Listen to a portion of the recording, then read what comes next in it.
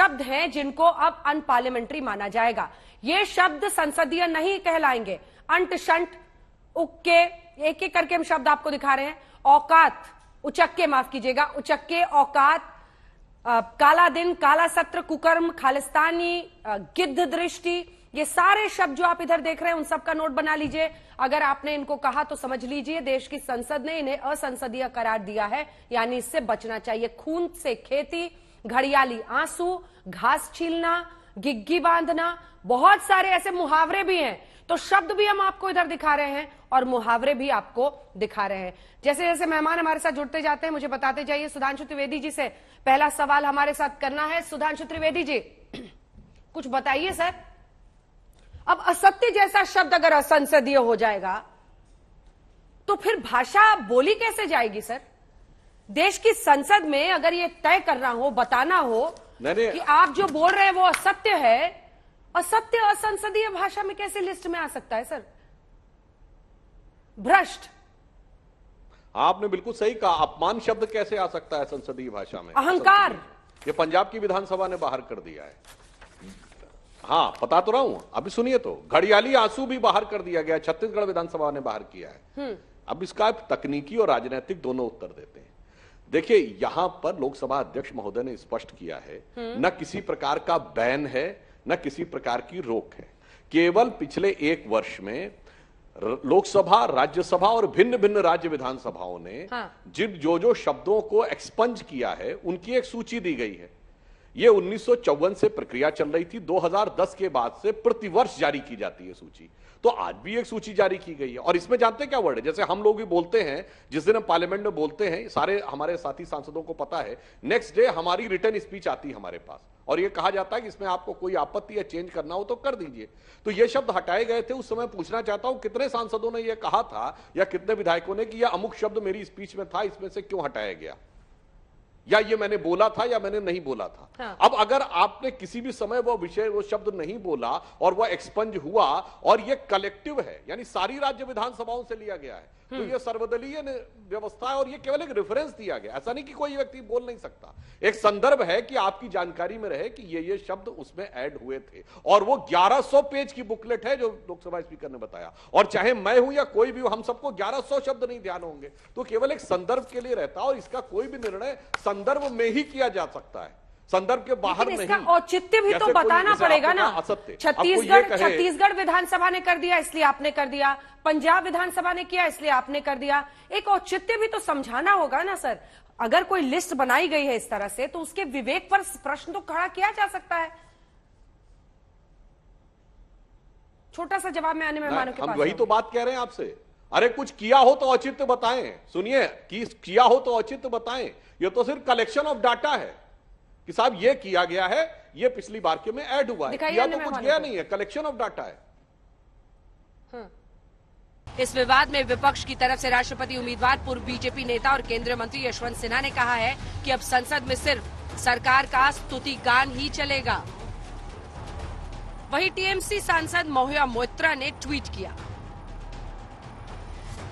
बैठ जाइए, प्रेम से बोलिए। लोकसभा और राज्यसभा में असंसदीय शब्दों की नई सूची में संघी शब्द शामिल नहीं किया गया है। मूलतः सरकार ने वो सभी शब्द उठा लिए जो विपक्ष बीजेपी के लिए कहता था और इन सभी शब्दों को बैन कर दिया है। राहुल गांधी ने असंसदीय भाषा की डिक्शनरी वाली अंग्रेजी मीनिंग यानी अर्थ समझाया।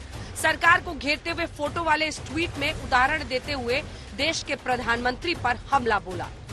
शब्दों के इस घमासान में अब सियासी गुत्थम गुत्थी तेज है और सबकी अपनी अपनी दलीलें हैं। आज तक ब्यूरो।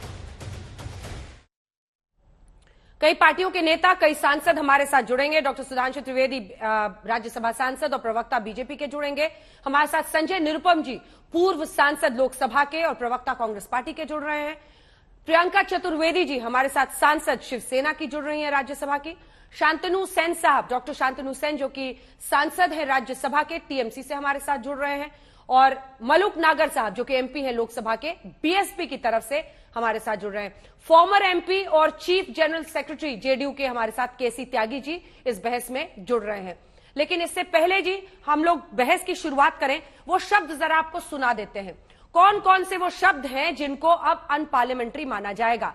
ये शब्द संसदीय नहीं कहलाएंगे। अंट शंट उक्के, एक एक करके हम शब्द आपको दिखा रहे हैं। औकात, उचक्के, माफ कीजिएगा, उचक्के, औकात, काला दिन, काला सत्र, कुकर्म, खालिस्तानी, गिद्ध दृष्टि, ये सारे शब्द जो आप इधर देख रहे हैं उन सब का नोट बना लीजिए।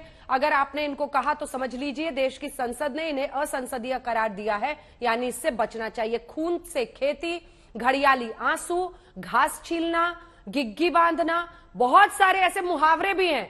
तो शब्द भी हम आपको इधर दिखा रहे हैं और मुहावरे भी आपको दिखा रहे हैं।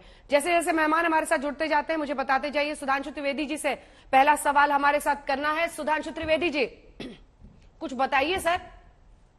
अब असत्य जैसा शब्द अगर असंसदीय हो जाएगा तो फिर भाषा बोली कैसे जाएगी सर?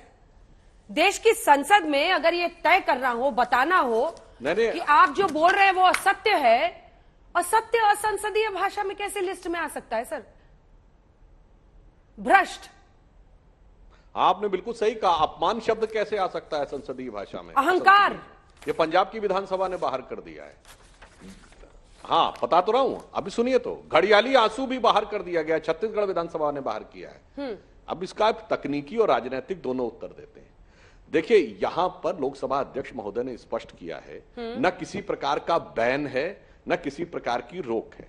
केवल पिछले एक वर्ष में लोकसभा, राज्यसभा और भिन्न भिन्न राज्य विधानसभाओं ने जो शब्दों को एक्सपंज किया है उनकी एक सूची दी गई है।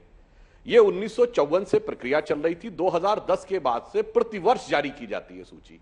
तो आज भी एक सूची जारी की गई है। और इसमें जानते हैं क्या वर्ड है? जैसे हम लोग भी बोलते हैं, जिस दिन हम पार्लियामेंट में बोलते हैं, सारे हमारे साथी सांसदों को पता है, नेक्स्ट डे हमारी रिटर्न स्पीच आती है हमारे पास और यह कहा जाता है कि इसमें आपको कोई आपत्ति या चेंज करना हो तो कर दीजिए।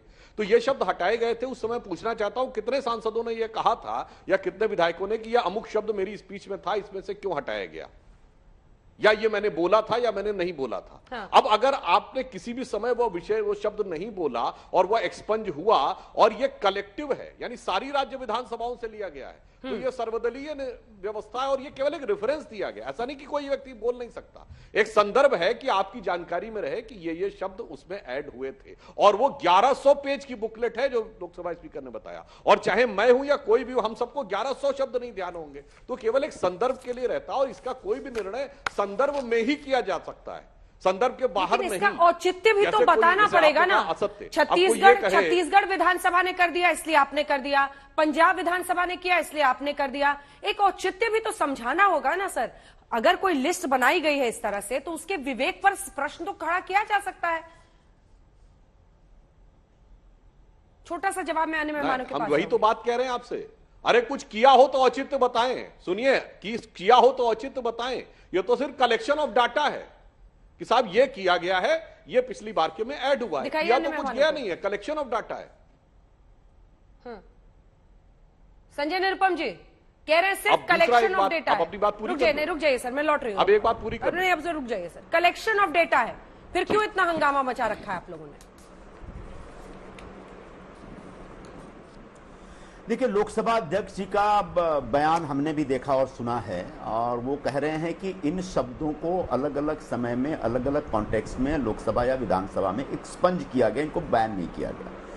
दरअसल पार्लियामेंट में या विधानसभा में जब कोई कार्रवाई होती है और उस समय जो पीठासीन अधिकारी जब किसी शब्द को या किसी भाषण की किसी पंक्ति को या किसी संदर्भ को एक्सपंज करते हैं तो वो अपने आप में एक डायरेक्टिव होता है, वो पीठासीन अधिकारी का एक फाइनल डिसीजन होता है, वो एक प्रेसिडेंट बन जाता है।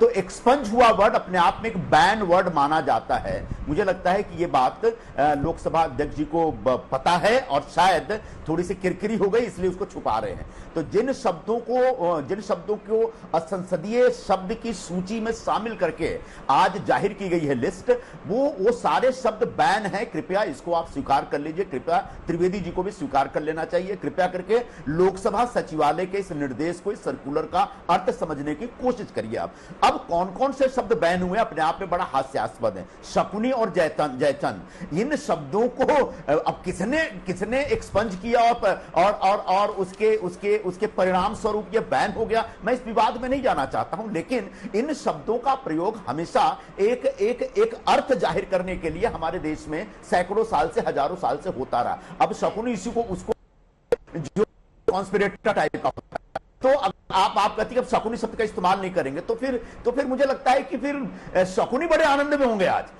आप कहेंगे कि जयचंद यानी एक ट्रेटर, गद्दार, तो हम कई बार एक गद्दारी की प्रवृत्ति को जाहिर करने के लिए कहते हैं कि वो जयचंद जैसा है। तो इस शब्द से न तो बीजेपी को ऐतराज होना चाहिए, कांग्रेस को ऐतराज होना, किसी पॉलिटिकल पार्टी को ऐतराज होना चाहिए। इन शब्दों को असंसदीय शब्दों की सूची में शामिल करके लोकसभा सचिवालय ने गलती की है, और लोकसभा अध्यक्ष महोदय उनके प्रति पूरा सम्मान जाहिर करते हुए कहूंगा, उसका समर्थन करके कहीं ना कहीं गलत कर रहे हैं। उनको एक बड़ा दिल करके कहना चाहिए। जुमलाजीवी, भाई जुमला शब्द तो असंसदीय हो ही नहीं सकता, और जब जुमला शब्द असंसदीय नहीं है तो जुमलाजीवी कहना असंसदीय कैसे हो सकता है? और अगर किसी विधानसभा की कार्रवाई में, मुझे नहीं मालूम कौन सी कार्रवाई में इसको एक्सपंज किया गया था, लोकसभा या राज्यसभा में या किसी राज्य की विधानसभा में, तो अगर किसी ने एक्सपंज किया है तो लोकसभा सचिवालय एक भूमिका ले सकता है, एक स्टैंड ले सकता है कि नहीं, इन शब्दों को आप बैन करने, निकम्मा, नौटंकी, तानाशाह, अराजकता, ये शब्द तो हमारे शब्द हैं। इन शब्दों को बैन करके, एक्सपंज करके आखिर आप हिंदी भाषा के साथ न्याय कर रहे हैं क्या? नहीं,